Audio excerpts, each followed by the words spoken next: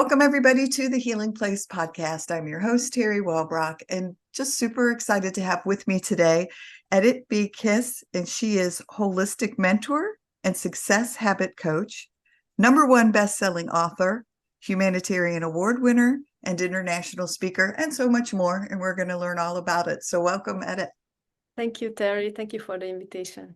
Oh, for sure. I'm excited to learn from you and the work that you do. In really, well, one, you just talked to me about being a holistic mentor and success habit coach. So can you talk to us about your role and what that is?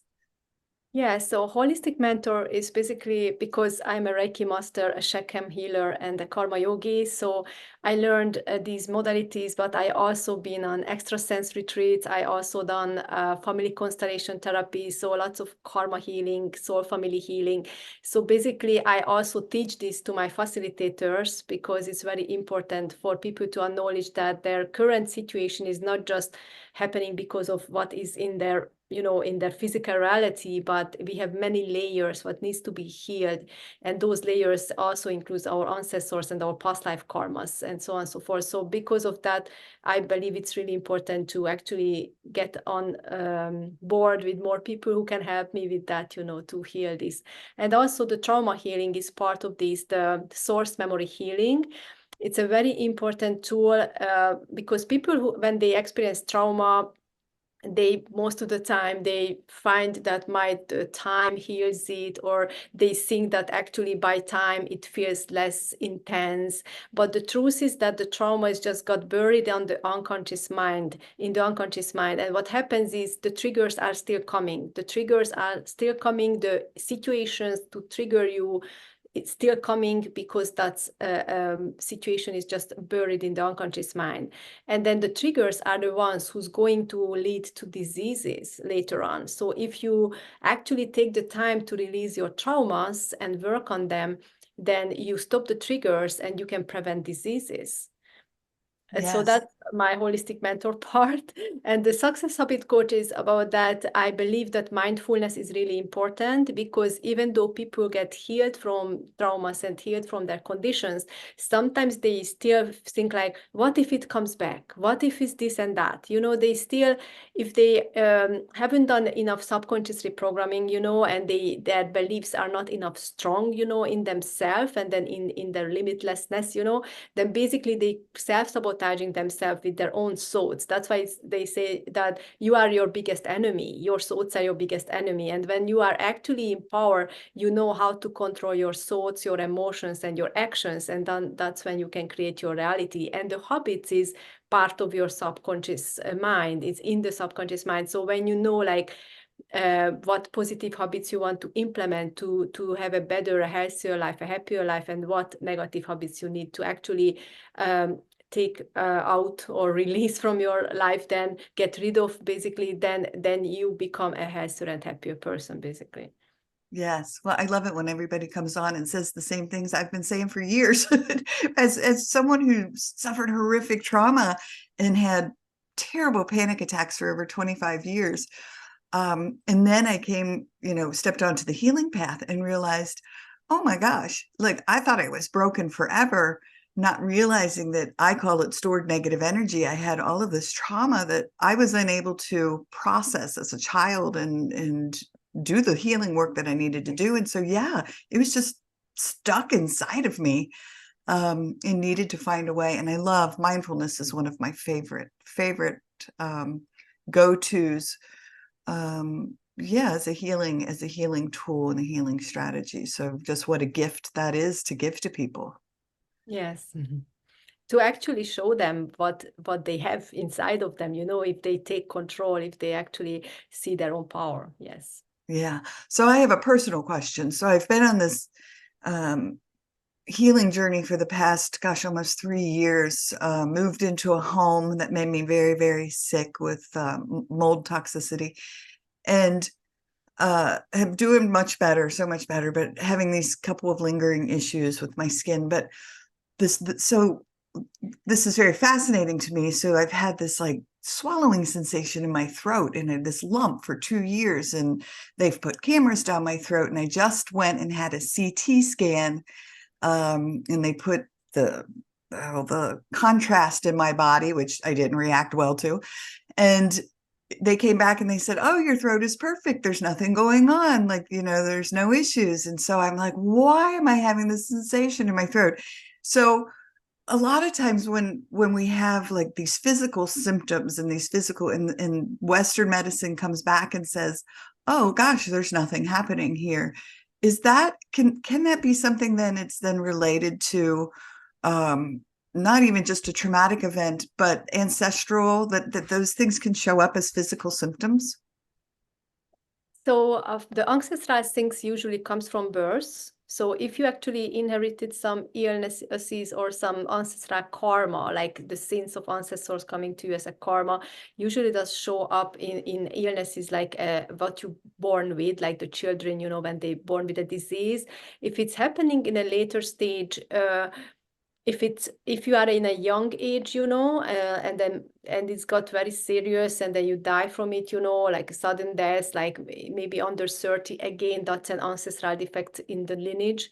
But what I believe what is happening to you is the throat chakra is actually related to speaking your truth, or being under judgment and criticism, and you feel that you can't open up yourself, and then you're struggling with this emotionally.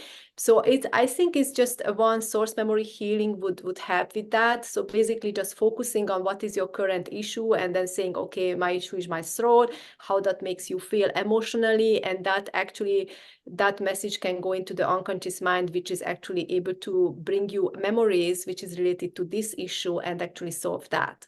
So it's nothing really deep, I would say. It's easy to fix. Yeah.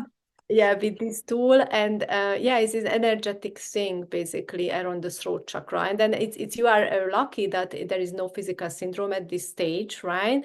Because there are some people who has throat chakra blockages or underbalanced throat chakra. They taking medication for thyroid issues, and so on and so forth for a lifetime.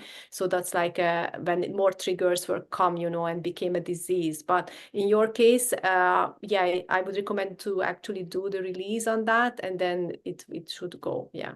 Yeah, well, and it's so interesting that when, as you said those words about speaking my truth, because we've certainly addressed that a lot over the years in EMDR therapy. Um, but I got a little teary-eyed when you said it, because and I know it was like, oh, I know she's telling me the truth here, because it's so resonated on a soul level. Um, my mom passed in March on my birthday, and she had given me her stamp of approval to finish my memoir that I've been writing for 10 years. So yeah, it's like putting that truth out there into the universe. And so I love it that you're talking about, physical manifestations can show up, but it can be so many times it's not necessarily a disease. Not that you shouldn't go to the doctor and check it out and make sure everything's okay, but that it's like, oh, there's something more, there's something deeper going on here. Mm. Yeah, so I would recommend to actually, if you already feel mentally not stable, if you already have triggers during the day, you feel betrayed, you feel anxious, stressed, you feel misunderstood, you feel like all kinds of negative emotions, like, riding that emotional roller coaster, basically, then for sure you have some rooted trauma to release, even though you don't remember. Because sometimes when I work with clients, they are very innocent memories, which you wouldn't think they actually the trauma, actually the core, of their current issue. I had clients with panic attacks, and we went back to see the trauma, and then it was like a memory when she was with the family, and then her issue was she couldn't go outside to play in the sun because she had to be inside with the family. So she felt limited, and she felt misunderstood as a child and unsupported on her own things, and because of that, she developed by year the panic attacks. So sometimes people think like, oh, I should have some terrific, like a very bad memory which caused me my current situation, but it's not true. It can be an innocent memory as well. That's why they don't remember or they don't think of it, you know. So I would recommend, as soon as you feel unstable emotionally and then you're riding that roller coaster, that basically to start doing this process, this healing process, because then you don't get to the physical syndromes, you know, symptoms, so the diseases. Oh, right, right. Yeah. Well, it is fascinating to me that, ACEs science, which is adverse childhood experiences, is starting to, you know, show more and more that the impact of that stored trauma that you talked about has in showing up in diseases like heart disease and diabetes and cancers and all of that, because it trauma doesn't just, people think, oh, you had this bad experience and it affects the way you're thinking. But no, it impacts us on every level of our being, right? From soul, spirit, body, mind, psychologically, emotionally. Yes, sometimes they just say that, oh, you went through tough time, it just made you stronger, you know, but what it made you, might it closed your heart, and might you look from outside like a I don't know, like a cold queen, like, you know, like might you look like frozen hearted, or you look like more stubborn, or you look like more, because you are unable to open your heart and love anymore because you were betrayed so many times. So you look tough, but that toughness is painful, you know. And the other thing, like people believe that, oh, I have this disease and that disease, but because my neighbor has it, my family member has it, like everybody has diseases, we go to the hospital, we do this, we do that, then this is a normal human being experience to being sick, you know. Or for example, oh, I feel angry, I feel sad, I feel lonely, I feel betrayed. That's normal emotions for a human being, but I wouldn't call it normal. They are the dark side of the life, you know. You want to be healthy and happy all the time and joyful, and it's possible, you know, if you do the healings, and then you eventually get to the point that you're not getting triggered and you become resilient and you just respond instead of reacting to these situations, what's going outside, and even for your own thoughts, which is sometimes the most triggering thing, as I mentioned before. Then you can actually have a joyful and happy life that's actually available for everybody. Is not a mystery, you know. Yes. I just typed that this morning on my Facebook page for the podcast, and in response to someone, and said I had seen a video where someone had said, "You are not your thoughts." And it so resonated with me because, yes, you can take that pause to be like, hold up a second. Like, really, we are this beautiful light, the soul, the spirit, whatever you want to call it, inside of us, which longs and yearns. I mean, really is just peace and love and happiness. And then, right, when we have all this external coming at us, and gosh, that is so brilliant what you just said, that, everyone's always like, oh, well, everybody goes to the doctor, everybody's always at the hospital, everybody's always, sick. But really, that's not the way human existence should be. Yeah. Yeah. Wow. And yeah, and then our thoughts, yes, that we have a choice. We have a choice every time, like what thoughts we choose, you know, and what action we take or what emotion we feel. But when we are in the dark side, when we feel very low, when we have in a low vibrational energy because we have negative emotions, then it's really hard to shift it. It's really hard to pick ourselves up, basically. And that's why I actually have the meditation library also available for my clients. So as soon as I start with them the healing process, they can go there every day, you know, because I recommend that you do the transcendental meditation daily, when you actually transcend into the subconscious mind from the conscious. So it's not like working on your monkey mind to make it stop chatting, but you actually transcend where it's always quiet, you know, like being underwater.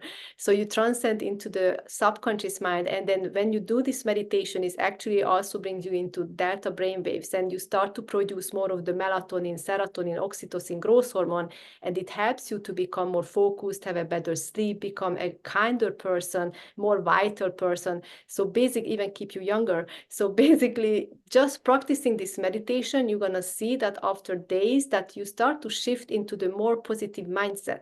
you start to shift into become more kinder person, more understanding. My clients are reporting back to me that just from the meditations, their family members already realizing, oh, you are kinder today, or you become so nice recently, and it's not weakness to be nice. It's actually the opposite. When you are nice and kind and understanding, and you can be in that stable emotion, being in positive emotion, that's the strengths. And when you are not, when you are the one who's reacting with anger and reacting with all kind of rages, that's actually the weakness. Yes. Oh, 100%. So now how do people access those meditations? Do they sign up with you Yeah, I as mean, for the library where I have other karmic healing meditations and ancestral healing as well, yes, that's part of the package when they sign up, or they can have separate just the meditation library. But I have actually three meditations on my YouTube channel, so they can check that out for free. It's called Magical Karma Priestess. That's my YouTube channel. And there is the samadhi meditation there, and there is a manifestation meditation and the anger release meditation there, basically.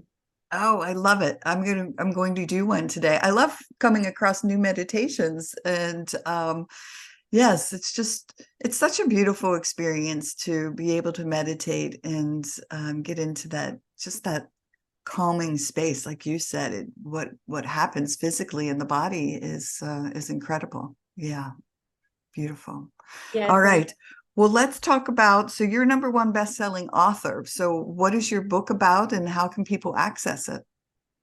yeah, so my recent book which I published in 2022, is called On the Healer's Journey.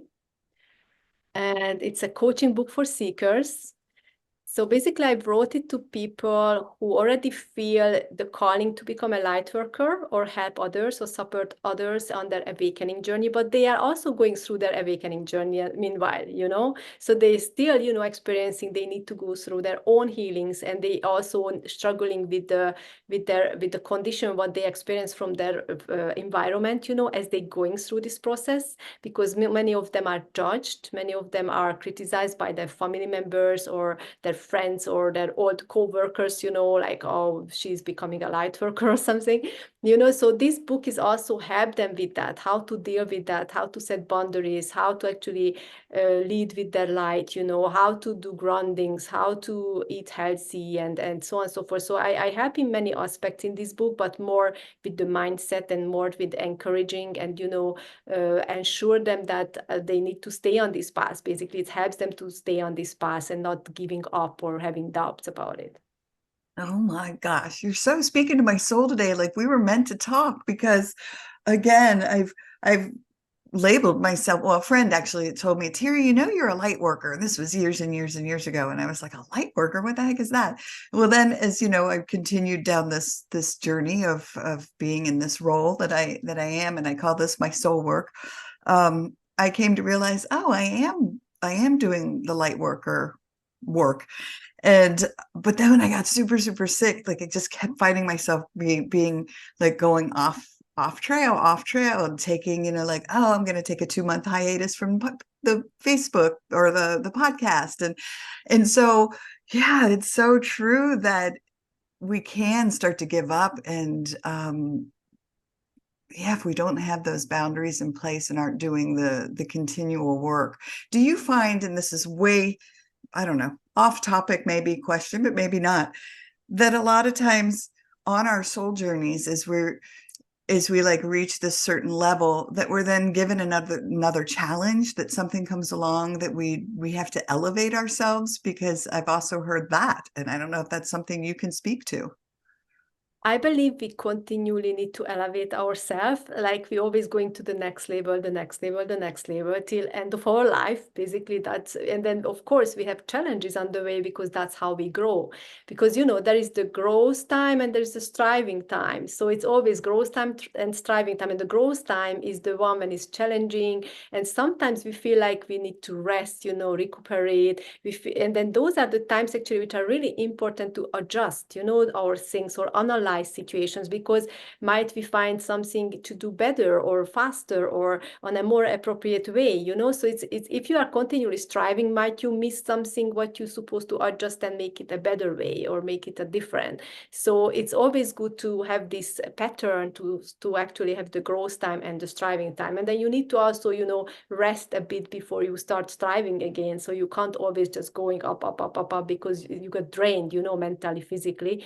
So basically it has to be in this pattern, striving and growth and striving.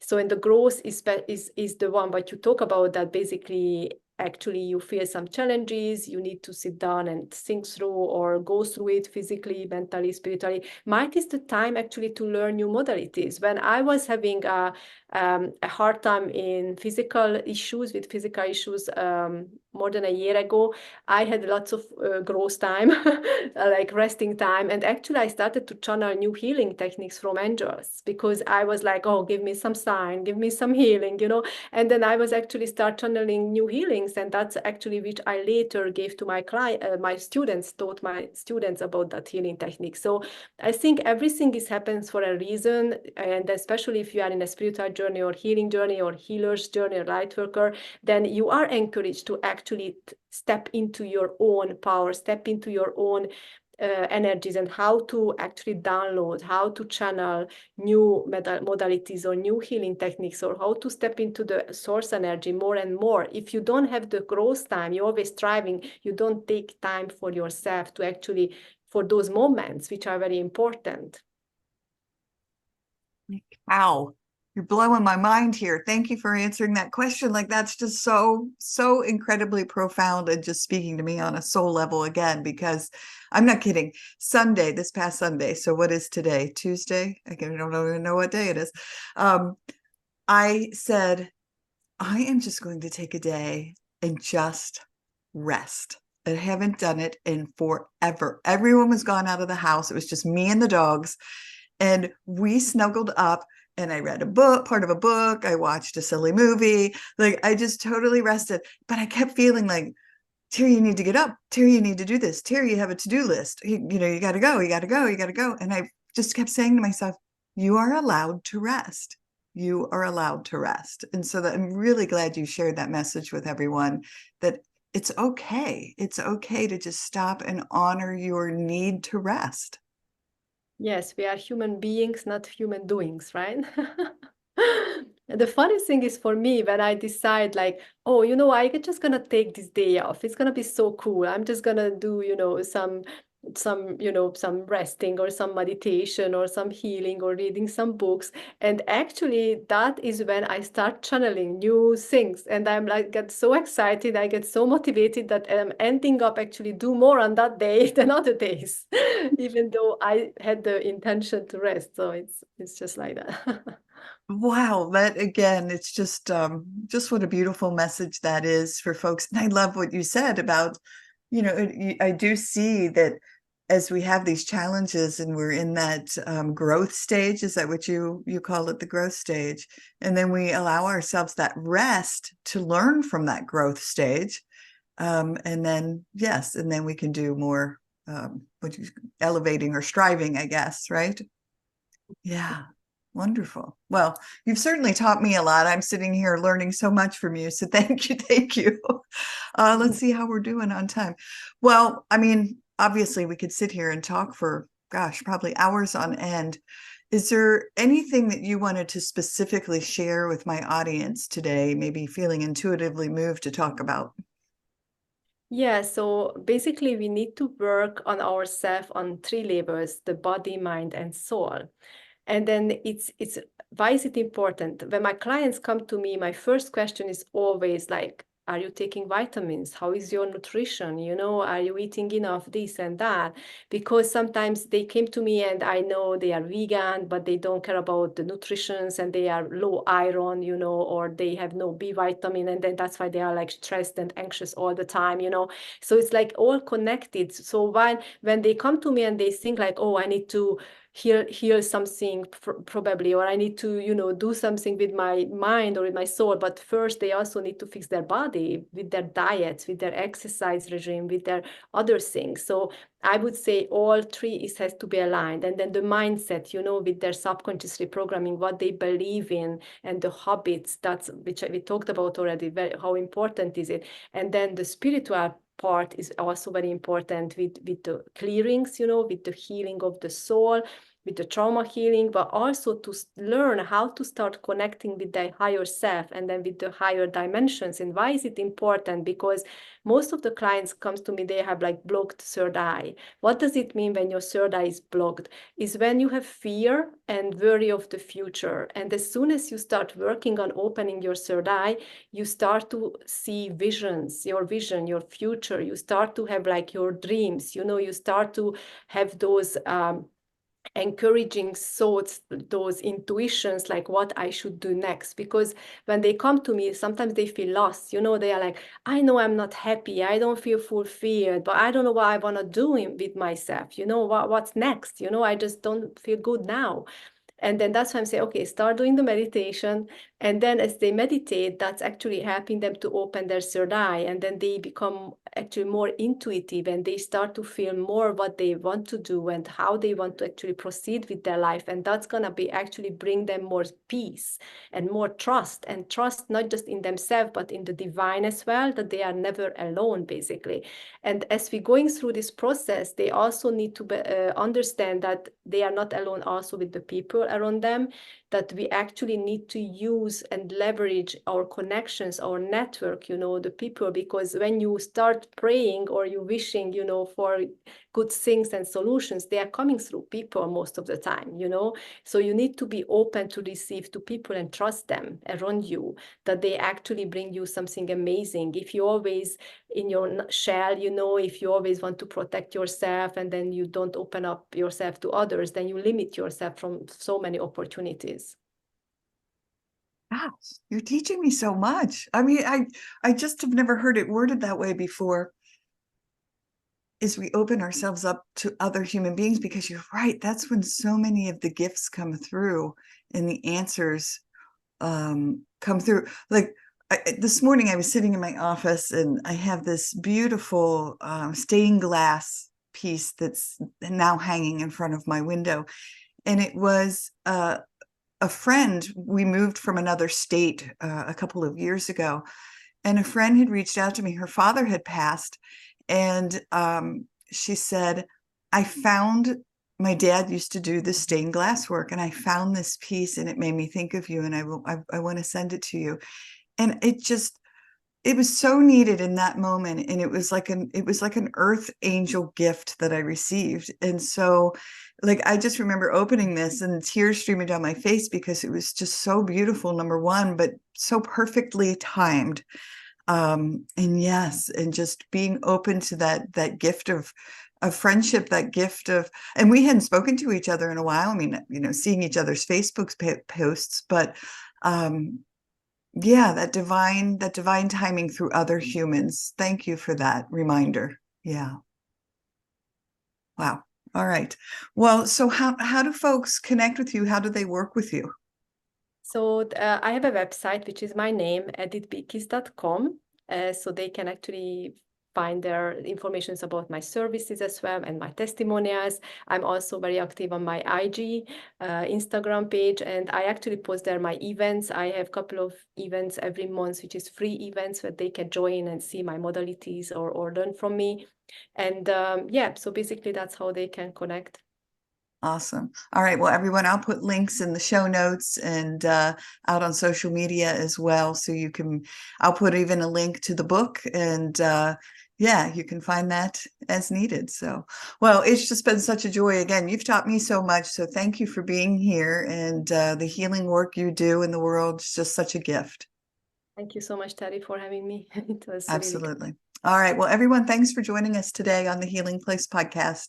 And remember, until next time, be gentle with yourself. Thanks. Bye-bye. Bye-bye. Hey, everybody. Teri Wellbrock here. Just wanted to thank you again for being a part of this healing space and my hashtag Hope for Healing journey. Thank you for sharing, liking, inviting others to join, listening in. You've really helped this show blossom. It has now been downloaded in 136 countries and is in the top 2% globally out of 3.2 million shows, which is just amazing. And it's all because of you and your tuning in and inviting others and sharing and liking and loving. And your reviews on Apple really help too. My goal is to hit 100 5-star reviews by the end of the year. And I am closing in on that. So if you are listening in on Apple or Apple Podcasts, please go and rate the show and leave a review if you absolutely love it. And I would be most appreciative. Also, if you would like to receive my monthly Hope for Healing newsletter, please be sure to go to teriwellbrock.com. It's Teri, just one R, WELLBROCK.com. And I have a gift to send you for signing up for that monthly Hope for Healing newsletter. Plus, there are many other resources listed on that page, including a resource library. All right. Thanks. Bye-bye.